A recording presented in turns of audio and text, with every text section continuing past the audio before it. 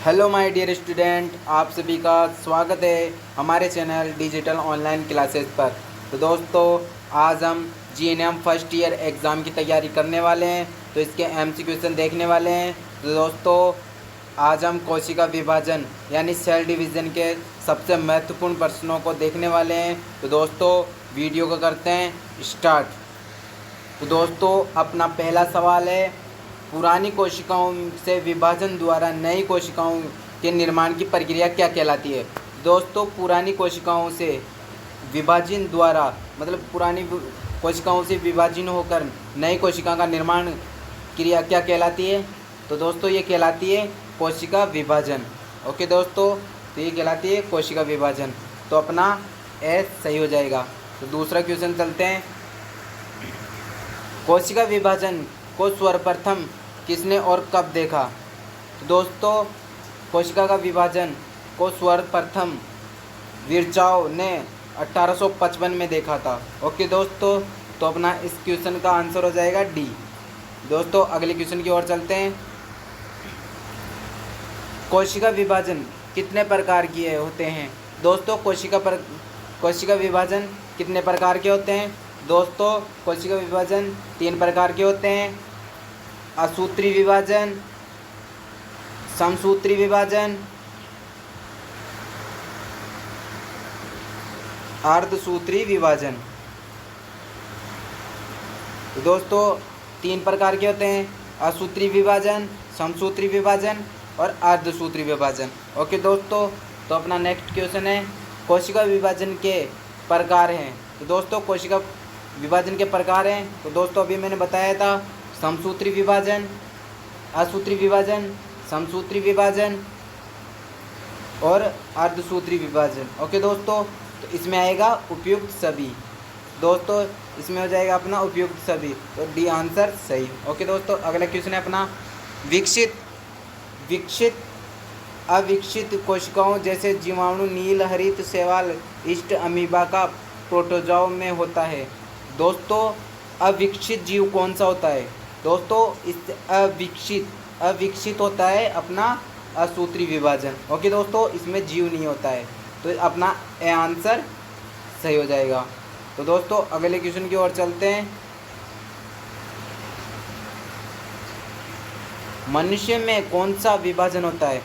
दोस्तों, मनुष्य में कौन सा विभाजन होता है। मनुष्य में असूत्री विभाजन बिल्कुल नहीं होता है, समसूत्री विभाजन ये होता है, अर्धसूत्री विभाजन ये भी होता है। दोस्तों, तो इसमें सही हो जाएगा डी, ए बी, ए सी यानी बी सी दोनों। तो दोस्तों, अपना इसमें हो जाएगा डी। ओके दोस्तों, इसके बाद है अपना 7वां क्वेश्चन, कौन सा विभाजन कायिक कोशिका में होता है।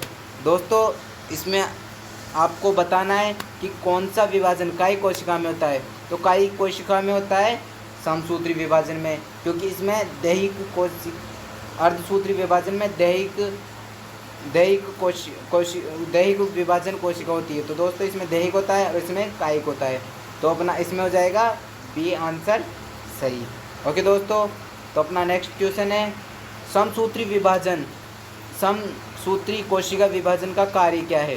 दोस्तों, इसका कार्य है कोशिका की प्रतिक्रियाओं में नियंत्रण करना। ये नहीं होता है, ये नहीं है इसका। कोशिका को नियंत्रण करना, ये भी नहीं है इसका।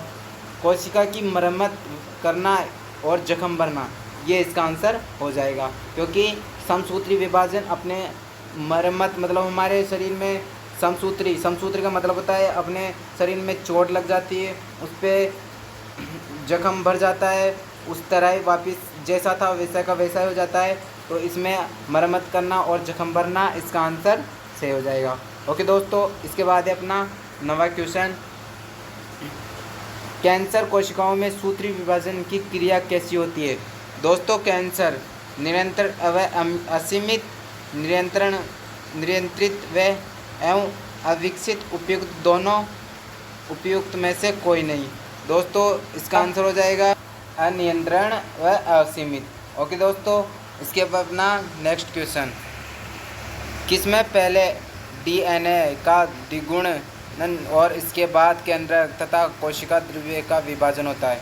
दोस्तों, इसमें अपना है कि कोशिका कोशिका डीएनए के दुगुण और इसके बाद केंद्रक तथा कोशिका द्रव्य में विभाजन होता है। दोस्तों इसका आंसर हो जाएगा अपना कोशिका विभाजन।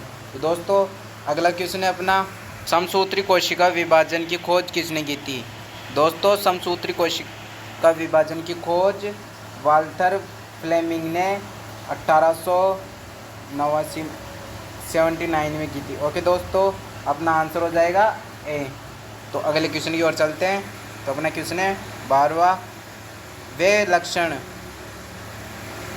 लक्षण जो पीढ़ी दर पीढ़ी संचरित होते हैं कहलाते हैं? दोस्तों ये कहलाते हैं आनुवांशिकी लक्षण। ओके दोस्तों, आंसर हो जाएगा ए। अगले क्वेश्चन की ओर चलते हैं। अर्धसूत्री विभाजन के फलस्वरूप होता है? दोस्तों अर्धसूत्री विभाजन के फलस्वरूप क्या होता है? युग्मक बनते हैं। बिल्कुल सही है दोस्तों, युग्मक बनते हैं। गुण सूत्रों की संख्या कम हो जाती है। तो दोस्तों गुण सूत्रों की संख्या कम हो जाती है, यह भी सही है। विभिन्नता आती है दोस्तों, विभिन्नता भी आती है, तो यह भी सही है। तो इसमें अपना आंसर हो जाएगा डी, उपयुक्त सभी। ओके दोस्तों, तो अब हम चलते हैं अगले क्वेश्चन की ओर। अर्धसूत्री विभाजन, अर्धसूत्री कोशिका विभाजन किस में होता है? तो दोस्तों ये होता है जनन कोशिकाओं में। ओके दोस्तों, आंसर हो जाएगा बी, सॉरी इसका आंसर हो जाएगा बी। तो अर्धसूत्री कोशिकाओं का विभाजन जनन कोशिकाओं में होता है। ओके दोस्तों, अपना क्वेश्चन है 15वां, अर्धसूत्री विभाजन कोशिका विभाजन को क्या कहते हैं? दोस्तों अर्धसूत्री कोशिका विभाजन को न्यूनकारी विभाजन कहते हैं। तो आंसर हो जाएगा ए। ओके दोस्तों, अगले क्वेश्चन की ओर चलते हैं। जंतुओं में विभाजन कहाँ से होता है? तो दोस्तों जंतुओं में विभाजन वृषण और अंडाशय से होता है। तो आंसर हो जाएगा ए बी दोनों, उपयुक्त दोनों। ओके दोस्तों, अगले क्वेश्चन की ओर चलते हैं। परागण कणों में विभाजन कहाँ से होता है? परागण कणों में विभाजन दोस्तों ये होता है बीजाणुधानी में, परागण में। दोस्तों इसमें आंसर हो जाएगा बीजांड या बीजाणुधानी में होता है। तो दोस्तों परागण कणों में विभाजन बीजांड या बीजाणुधानी में होता है। तो दोस्तों अपना आंसर हो जाएगा सी। ओके दोस्तों, अगले क्वेश्चन की ओर चलते हैं। दोस्तों अगला क्वेश्चन है, अर्धसूत्री कोशिका विभाजन कितने भागों में विभाजित है? दोस्तों इसमें यहाँ पर आप ये महत्वपूर्ण क्वेश्चन है दोस्तों, इसमें अर्धसूत्री कोशिका विभाजन कितने भागों में विभाजित है? तो दोस्तों ये अर्धसूत्री फर्स्ट और अर्धसूत्री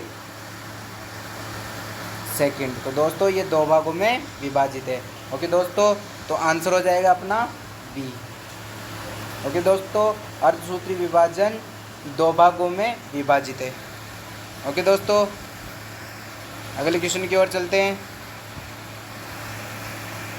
अर्धसूत्री विभाजन की पश्चावस्था एनाफेज के दौरान समजात गुण पृथक हो जाते हैं, असमजात गुण पृथक हो जाते हैं, अर्धसूत्र पृथक हो जाते हैं, गैर अर्ध नॉन जाते हैं। दोस्तों इसमें आंसर हो जाएगा ए, समजात गुणसूत्र पृथक हो जाते हैं। दोस्तों अपना आंसर हो जाएगा ए। अगले क्वेश्चन की ओर चलते हैं। अर्धसूत्री कोशिका विभाजन में संबंध कहते हैं। तो दोस्तों अर्धसूत्री विभाजन की खोज बीजमैन ने की थी, ये बिल्कुल सही है। ओके दोस्तों, अर्धसूत्री विभाजन की खोज बीजमैन ने की थी, इसका नाम फार्मर तथा मूरे ने रखी थी। दोस्तों ये भी सही है। तो दोस्तों इसमें हो जाएगा सी। ओके दोस्तों, ए बी दोनों सत्य हैं। दोस्तों अपना आंसर हो जाएगा सी। अगले क्वेश्चन की ओर चलते हैं। एक विशेष कार्य, दोस्तों अपन यहाँ पर 3 क्वेश्चन लिए थे।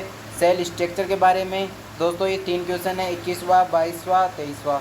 दोस्तों इसके बाद हम अगले वीडियो में हम सेल स्ट्रक्चर के बारे में क्वेश्चंस लेके आएंगे। तो सबसे पहले अपन इन तीनों को क्वेश्चनों को देख लेते हैं। तो दोस्तों ये बहुत ही महत्वपूर्ण क्वेश्चन है, तो इसको देख लीजिए। एक कोशिका कार्य करने वाला समान कोशिकाओं को क्या कहते हैं? तो दोस्तों उत्तक कहते हैं। तो दोस्तों आपको पता है एक विशेष कार्य करने वाली समान कोशिकाओं मतलब बहुत सारी कोशिकाएं मिलकर क्या बनती है? उत्तक। तो इसका आंसर हो जाएगा ए। ओके दोस्तों अगले क्वेश्चन की ओर चलते हैं। एक कोशिकीय जीव कैसे प्रजनन करती है? तो दोस्तों ये इसमें आंसर हो जाएगा कोशिका विभाजन द्वारा। ओके दोस्तों कोशिका विभाजन द्वारा प्रजनन करती है। ओके दोस्तों इसके बाद है अपना लास्ट क्वेश्चन। निम्नलिखित में से किस कोशिका अंग में पांडुविक अम्ल टूटकर कार्बन डाइऑक्साइड जल तथा ऊर्जा में परिवर्तित हो जाते हैं? तो दोस्तों इसमें आपको इसका आंसर मैं नहीं बताऊंगा, इसका आंसर आपको बताना है। दोस्तों कमेंट में बताना है कि इसका आंसर क्या है।